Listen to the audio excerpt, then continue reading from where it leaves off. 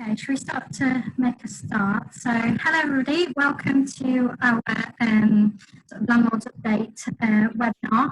My name's Becky and I'm part of the Landlords Network. I also work at Belvoir Lettings in Lincoln as well. Joining us on this webinar today, we have Wilkin Chapman, so we've got Tom and Laura, and we've also got Chris from Let Alliance. What we're going to do is we'll start off with Wilkin Chapman, giving you an update on all the latest industry changes that you need to be aware of, and then we'll move on to Chris, who's going to talk about the importance of landlords having the correct insurance policies, that sort of thing, to protect them. If anybody's got any questions they would like to ask, if you just look at the bottom of the screen, there is a question and answer section. Pop your question in there and we'll go through those at the end.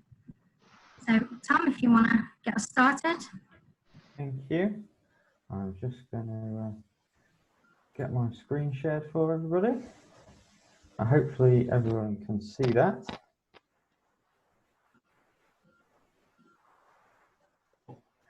Now, I'm Tom Hickinbottom. I'm a solicitor at Wilkin Chapman. I specialise in all areas of landlord and tenant work, property disputes in particular. Wilkin Chapman deal with a whole range of things from very large commercial property transactions to your everyday high street residential transaction. We're particularly experts in landlord and tenant. We act for a couple of large insurers and do lots of evictions. So that's who we are and why we're good at what we do. We're going to share a poll now just to get an idea from everybody who's watching today what difficulties they're having, and that'll hopefully lead into a little bit of what we're going to talk about. So there's a poll that's come up there. If you can just answer, we'll leave it up for about 30 seconds just to see where you are in what you've done, just so we can have an idea about what the industry is facing at the moment. I'll give it another minute just to let other people respond if they can, but it looks fairly clear at the moment. 75% and down to 60. Haven't needed to do anything. A couple of people delayed giving notice, a couple of delayed evicting tenants, so that's useful. Okay. Well, let's get started with possession proceedings because that's the biggest change at the moment. So back in March 27th, seems like a long time ago, all of the possession proceedings in England and Wales were suspended. So that was any proceedings that were brought under the standard procedure or the accelerated procedure. We had a couple of clarifications to that about what you could and couldn't do. So we clarified that it didn't apply to squatters. We clarified that it didn't apply to interim possession orders, and it didn't stop people from issuing claims. And that was supposed to run out on the 25th of June. Unfortunately, that was then extended by the government, gave us another 8 weeks of not being able to do anything. So that takes us up until the 23rd of August. Now, I was fairly convinced that because the stay of commercial repossessions was extended to the 30th of September, that we were going to have a further extension of residential stays. But actually, where we are is that it isn't going to be extended again. So the courts locally to me in Lincoln and in Beverley, Hull have all confirmed that possession proceedings will recommence on the 23rd of August. So we're not going to have another extension. We're going to get back up and running. Unfortunately, there will be a backlog of claims. Nationally, we have about 140,000 possession claims a year, and it's pretty reasonable for us to infer that more than 60,000 of those claims would have been brought in the last 6 months if we average it out across the year. And that doesn't include the thousands of cases that were already in the system. That doesn't include the cases that would have been brought because of the lockdown and because people were having difficulties. So we're potentially looking at about 60,000+ cases that nothing has happened on for 5 months. So there's going to be a national framework of how these cases will be dealt with. Unfortunately, they're running quite close to the wire, and I'm told that the guidance won't be produced until maybe later this week, or maybe even next week. The courts haven't arranged any meetings with solicitors until the 20th of August to tell us how this is happening. So we're going to have one working day's notice of what's going to happen before it gets introduced. So I think we can expect delays. We can expect claims to be pushed back a long way. I've got one case that's already been relisted for September, and that was originally due to take place in April. So I wouldn't expect anyone who's issuing proceedings now to have a hearing before the end of September. And that's just relisted cases. New cases, I would expect them to be longer than a month, perhaps. So that leads to the question: if you're in a position now where you've delayed evicting a tenant, what do you do? I think the position now is issue proceedings before the 23rd. The courts are going to have slightly less to do right now than they will after the 23rd when they're relisting all of these cases. So why not get that application in now, get it done, and let the clock start ticking. That's not the only reason for issuing possession proceedings, but I think right now it's a fairly good one. So just going on to my next slide, can you issue proceedings? So if you've, I think we'll skip back slightly. So if you've served a notice that's valid, it's a Section 21 or a Section 8 notice, and you're ready to start because that that date of possession's passed, then make your application.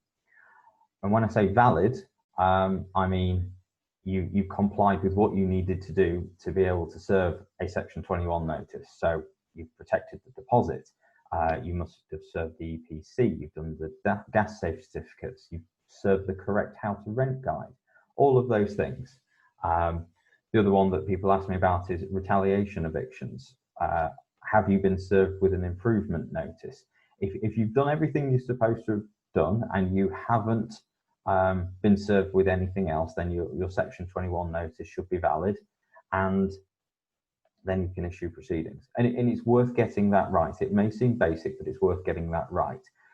Things like using the correct form, putting the right information on the form can all invalidate your Section 21 notices and your Section 8 notices. And if you get it wrong, in the best case scenario, with a Section 21 notice, you're 2 months down the line having to resubmit a notice. You're going to have to pay a further court fee of either £325 or £355, and you're down the line. And all of this is taking time and probably costing you some money as well. Section 8 notices, it's not as hard to get those wrong as long as you include the right information. But it's, again, you've got to complete the form correctly, you've got to serve it correctly before you even get into issuing proceedings. And for your Section 21 notice, you're going to have a choice. You're either going to have no rent arrears, in which case you're probably using the accelerated procedure. You're not having a hearing.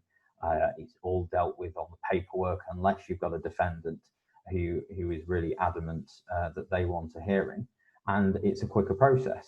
The form that you're going to use is more prescriptive to make sure that you've done everything that you're supposed to have done. And as long as you answer all of those questions positively and provide the right evidence, then you should be okay.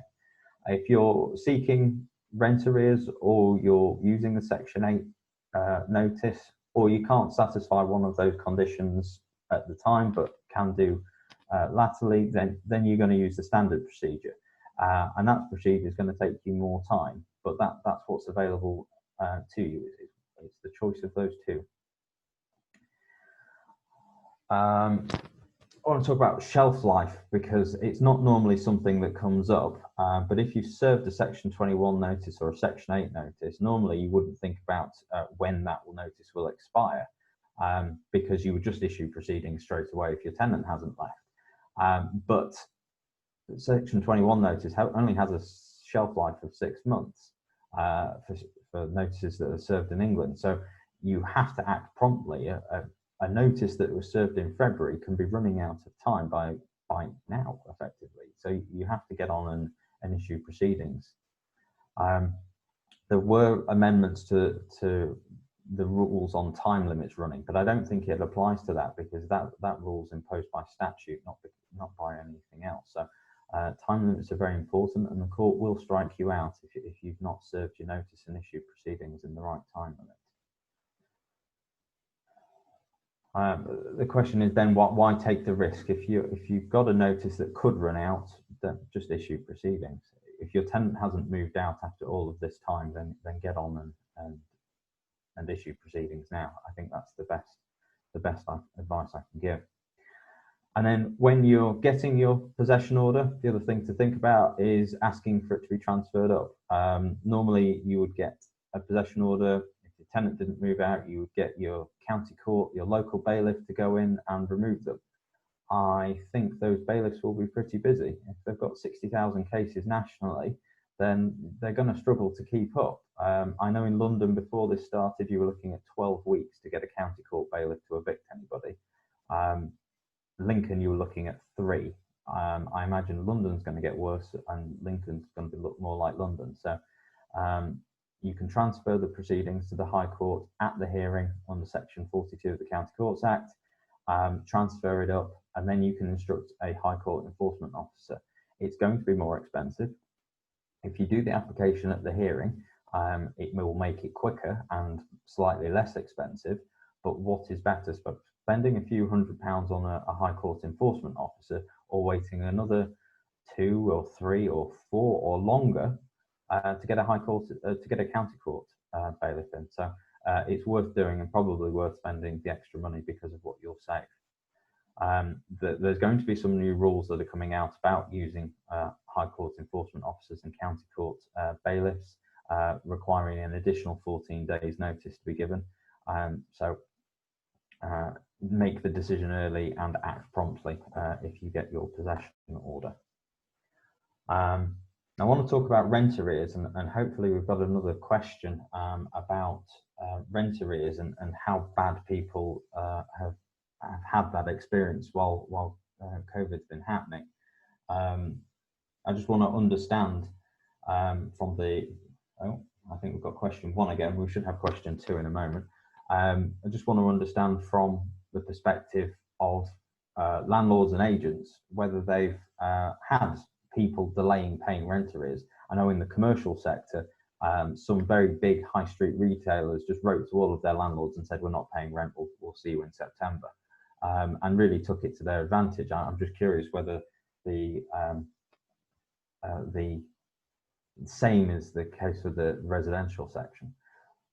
So landlords have lots of options, but the starting point with everything is knowing what you're doing. So know who your tenant is, know when rent falls due. Do they always pay late because that's when they get paid? Are you communicating with the tenant? Do you know if they've lost their job? Are they on holiday? Have they been one of the people that have headed out to Spain and got stuck there? Find out from the tenant what's happening. There may be a good and valid reason for not paying rent, but find out and see what's happening. Check your tenancy agreement, make sure there's the interest there. If you've got a problematic tenant, remind them that the interest is going to fall due. And that's now set by the Tenant Fees Act. So that's 3% above the base rate, and that's payable after 14 days. Make sure that your tenant's telling you about any disrepair. Ask them if everything's okay. Just cover all the bases. And then your options. Section 8 notice has got to be the first point of call for anyone who's facing rent arrears. And we've got a couple of people who's got different levels of rent arrears. So a fair few people with no one. others with a couple of months rent, others with considerable rent. So it's good to know. So Section 8 notice for anyone with arrears has got to be the first point of call. Speak to your tenant. I'm going to go through a couple of the options that are on screen now, just to talk you through what you should do. But all of these are options for you, and with possession proceedings starting sooner, possession proceedings is got to be the way to go. But let's talk about Section 8 notices first. So when can you serve? So if your rent is payable monthly, as soon as you hit 2 months rent arrears, you can serve that notice. So what do I mean by 2 months rent arrears? I mean month 1 is fallen due, and the first day of month 2, you can then serve your Section 8 notice. So don't wait for a full 2 months to pass. It's a month and a day. As long as your rent's payable in advance, which most tenancy agreements are, it's very rare to see it in arrears, then you can serve your Section 8 notice after a month and a day. Don't wait 2 months and then serve your Section 21 notice. You've given them an extra month living there rent-free. So to get that served promptly. And it's a mandatory ground under Schedule 2, Ground 8 of the Housing Act. It is a mandatory ground. As long as you've got 2 months rent arrears, the day you serve the notice and the day of the hearing, the court is going to evict them. Lots of people see Section 8 notices as a risky manoeuvre or something that's going to face lots of litigation. And don't get me wrong, they do. Tenants do throw lots of claims, but I've not had any where the claims succeeded in stopping possession. It's going to be a battle, especially if there's considerable rent arrears, because they're not going to want to pay that. They've generally spent the money on something else. So get it served and act promptly, and it's going to save you money in the long run. Now, Section 8 notice under Ground 2, it was 2 weeks notice, it's now 3 months notice, and that's going to be the case until the 30th of September.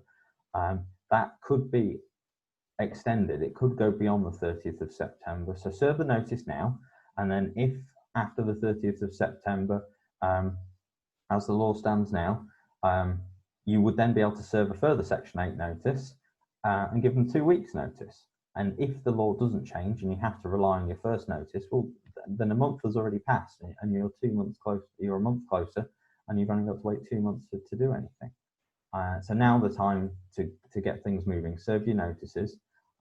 You're not prevented from doing that, and get the clock ticking. I think it's a good idea for everybody because it does move things along quite quickly.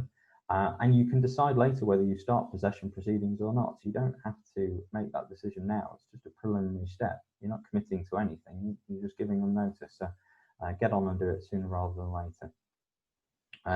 And because it's the same notice period for a Section 21 notice and a Section 8 notice, then serve both right now. If you're not in the fixed period, serve both, and then you make the decision later whether you're going after the Section 21 or the Section 8 notice. If you don't want the battle and you just want the Section 21 notice to go through, then it's easier for you.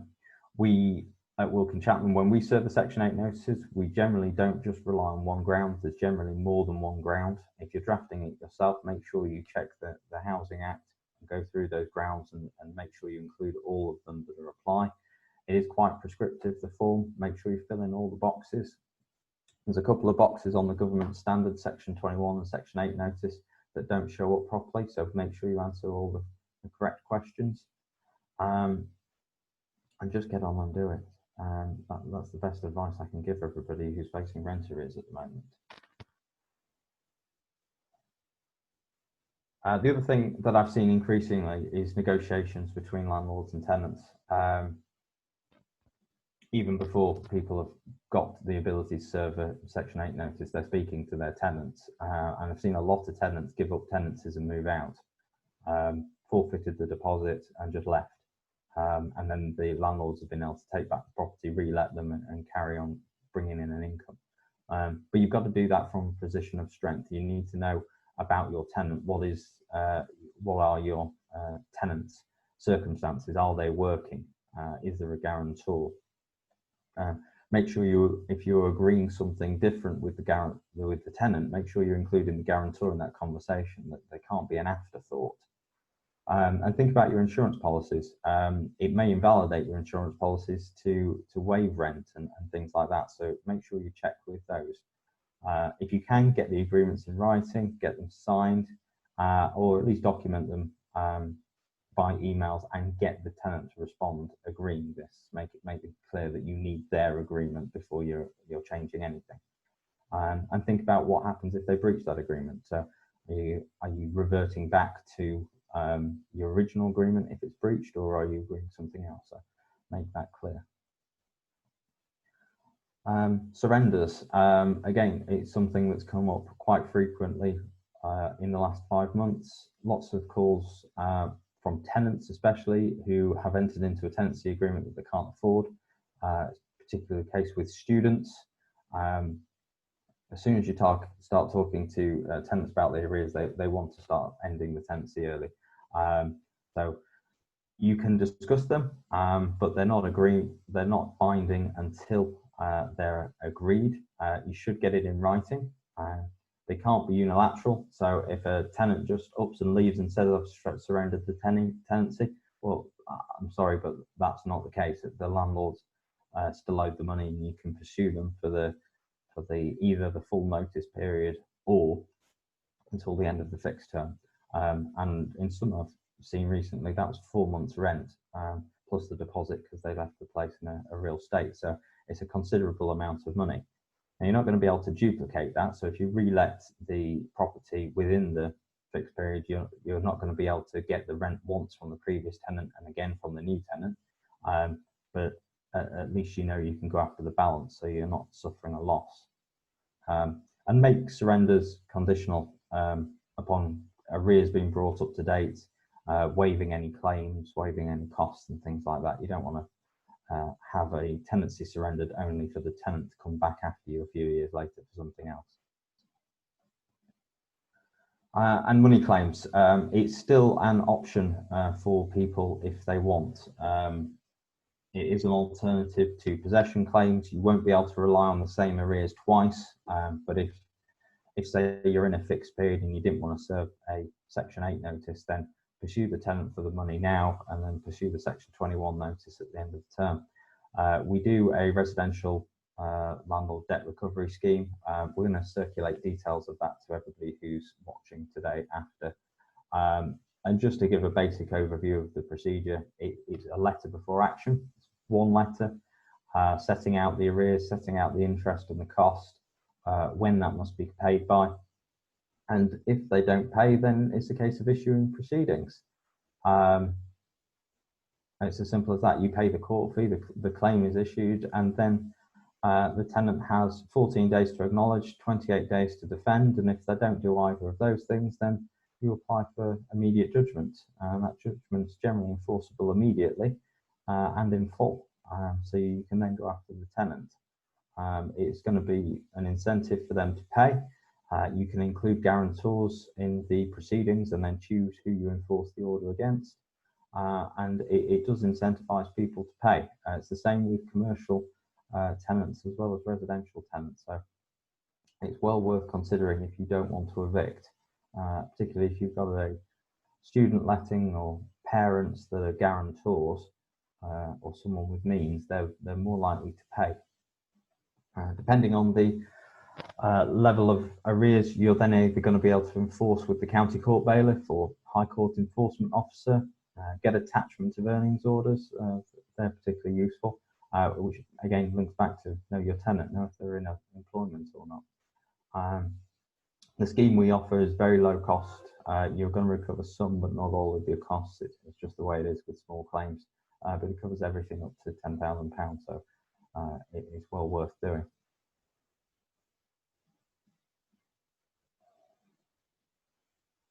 I just want to talk about a few updates. So Tenant Fees Act slipped under the radar because everybody was thinking about more important things at the time. But the 1st of June, it came into effect for every tenancy covered by the Housing Act. So don't get caught out by it. Pretty much, unless it's named in the Act, any payment is a prohibited payment. So You're not going to be able to charge setup fees, viewing fees, credit check fees, inventory checks. Cleaning fees is always a question we get asked. You can't charge cleaning fees. There's a new cap on rent that is 5 times the weekly rent. There's a calculation in the Act, so you can't get it wrong. There's going to be no excuses for that.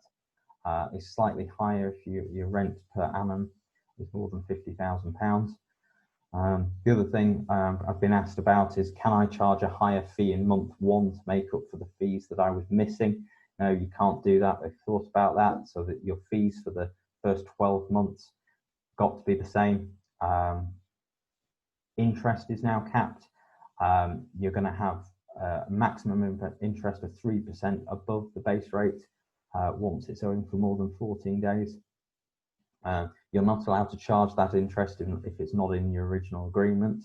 And if your original agreement says you can charge something, as long as you don't charge it, then it's not a breach of the Act. So if your old agreement says that you can charge for cleaning fees, and then you don't charge for them, you've not done anything wrong. Only if you charge those fees are you going to get caught out.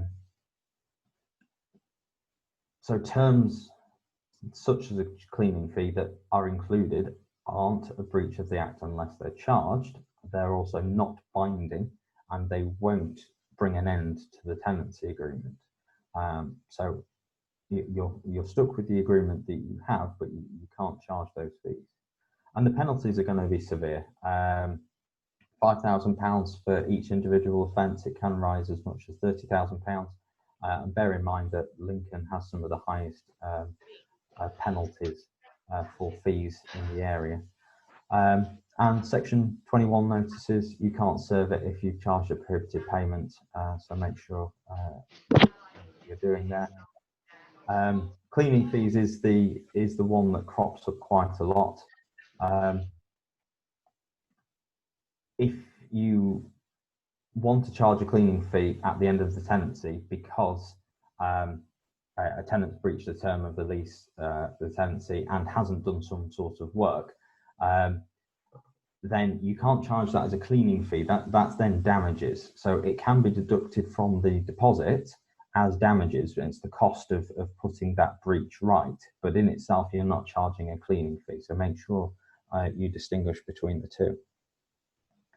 The other thing that's slipped under the radar, as of the 1st of July, you now have to have an electrical installation condition report.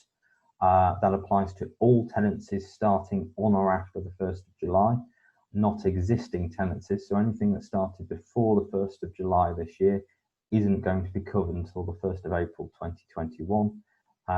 There are details about that are fairly simple, and basically every time you would normally serve an EPC or a gas safe certificate, serve your electrical condition report at the same time. The difference is your electrical condition report's going to last you for 5 years unless it says it needs to be done more frequently, and unless it says you've got to do some extra work. There is a standard that's required. You can't get anybody to do it. It has to be a proper certificate. It's not worth taking the risk. At the moment, as far as I'm aware, it won't stop you serving Section 21 notice if you've not served it, but I expect that will come in when government gets around to it because they're not keen on Section 21 notices at all. One of the other things that slipped under the radar, EPCs apply to all tenancies from the 1st of April this year, but the minimum is an EPC. Still talking to lots of landlords that don't have an EPC. I've got no idea whether it's an E or not. Don't know why. They're cheap enough, so get it done and get it served, and then you're not going to be in trouble. And repairs. I keep being asked, do I have to go in because it's not safe to do repairs? Yes, nothing's changed with repairs. If they're urgent repairs, you've got to get them done. Most contractors are very good at complying with social distancing. They're going in masked and gloved up. And they're doing a really good job, but the rules haven't been relaxed, so get on with it. And that's me. That's my direct dial and my email address. If you've got any questions after this that you don't want to ask in the box, just drop me an email, give me a call. I'm happy to chat things through. We're going to circulate details of our fixed fee schemes for landlords to everybody at the end of this. But I'm going to, and just a reminder, there's the Q&A box at the bottom. So anybody who wants to ask a question, pop it in there and we'll ask them at the end. But I'm going to hand over to my colleague Laura next, who's going to talk to you about the stamp duty changes, which may be of interest to anyone who's thinking of buying a property. So I'll hand over to Laura. Thank you. Thanks, Tom. Hi, everyone. Good afternoon. My name is Laura. Hi, I'm a solicitor in Wilkin Chapman's Beverley office, and I'm specialised in all things domestic property. So that's buying and selling houses, remortgages, transfers of equity. You will have more than likely seen from the news that in an effort to get the property market moving during this awful pandemic, which we're all enduring, the Chancellor's kindly made some temporary changes to the stamp duty land tax. You're probably hearing it referred to as a stamp duty holiday. So today I'm just going to talk very briefly about what the stamp duty holiday is and what the benefits it can bring for yourselves. So how does the holiday work? So as of the 8th of July this year, home buyers in England and Northern Ireland will benefit from a change to the lowest stamp duty threshold, meaning that so the lowest threshold, which is normally 0 to 125,000, will be increased to cover properties with the value of 0 to 500,000. So consequently, if you're buying a house, properties with any property purchase with a value under 500,000 will not pay stamp duty, and after 500,000 you pay the normal rates. I appreciate that the majority of you are landlords, so you're probably more interested in how this affects purchasing additional properties, and you'll be very glad to know that the increases in threshold are also applying to additional properties. So the increase is working in that the threshold, so you'd normally pay the 3% surcharge from 40,000 to 125,000, and then it would increase thereafter. It's now increased from the 40,000 to the same as residential properties, so that's 500,000. And again, as with normal properties, that would, after the 500,000 threshold, that would go back to the normal rates. So just to give you an idea of the type of savings that could be made. So pre 8th of July of this year, if you purchased a property for 200,000, you would pay £7,500 stamp duty. Whereas now with the stamp duty holiday in place, you would pay 6,000, which is a really great saving of £1,500. As well as the savings and the benefits, that it's very much hoped that the property market will open up and that everybody will begin moving, so therefore hopefully there'll be more properties on the market for yourselves to purchase. We would just advise, however, and just be mindful that the stamp duty holiday is only available until the 31st of March 2021. So therefore, if you are wanting to make the most of the holiday, would recommend that you start looking now and look to purchase, and just be mindful of the timescales that it takes for a property transaction to go through, as we wouldn't want you to start a transaction and then miss out on the benefits of the stamp duty holiday. I won't go into it any further, but if there's any questions, please do pop them in the question box and we can help you with those.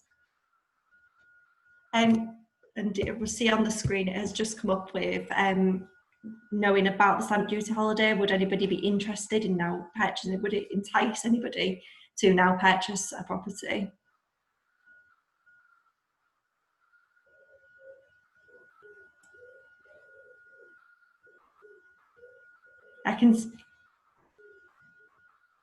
I can see that it's almost a split view. I can appreciate that the market is quite a scary place at the moment, but would highly recommend to make the most of it. And if you did want to discuss it, if you had a particular property that you're looking at buying, want to see how you can benefit or it would affect you, please do get in touch.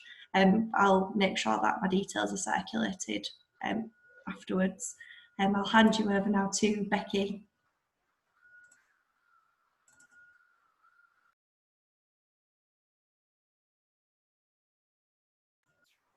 Sorry, Becky, I think you're muted.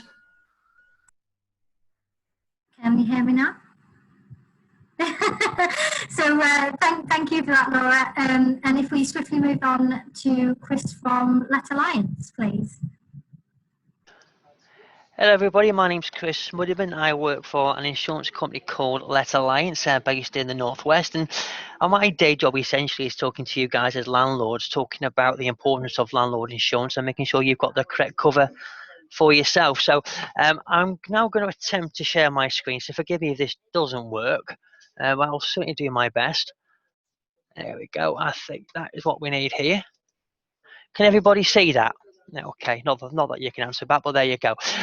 What I've just put up here is a bit of a slide as an example of what a typical landlord insurance policy should include and should cover. And what I'll try and do is go through the points bit by bit just to break it down for you, because a lot of people think landlord builders insurance is just a swanky posh version of your normal home insurance, but it's so much more than that, because it is there to protect the most valuable thing that you have other than yourself, and that's your asset really, against third parties, such as tenants and their friends and their family, and even members of the general public, essentially. So, but put simply, builders insurance from a landlord perspective is a homeowner's policy with those bells and whistles to help you. So I've just picked out some key points of a policy here for you. So buildings cover, are we insured correctly? And that really is the key. We need to ensure that we are insured correctly to the correct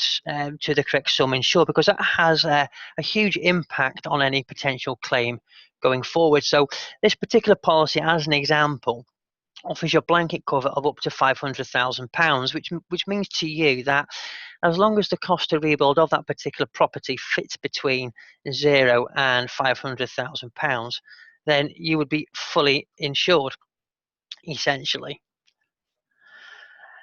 Not everybody knows what their cost to rebuild is, which is why it really is advisable to look at policies with this element of blanket cover.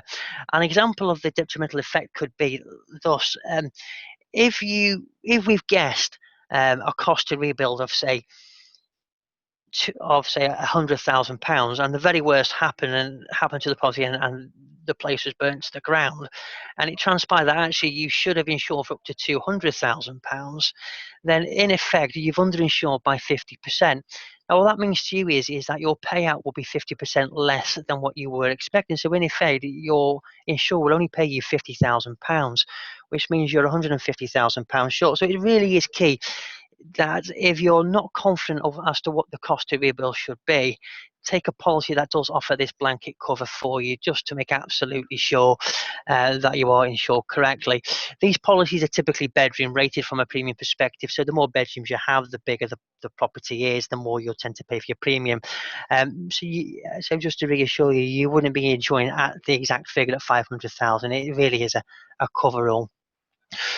Within that, it's really, really important to make sure your benefits are included up to the full sums insured. Now, by that, what I mean is that most policies will offer you some element of accidental damage, whether caused by the tenant or not, and most policies will offer you some form of malicious damage, whether caused by the tenant or not. But a lot of cheaper providers out there will offer you quite a cheap premium, but they will limit how much you can claim under each particular element. So, for example, malicious damage, there are certain insurers out there will only pay up to £5,000 per claim, regardless of what the cost to rebuild actually is.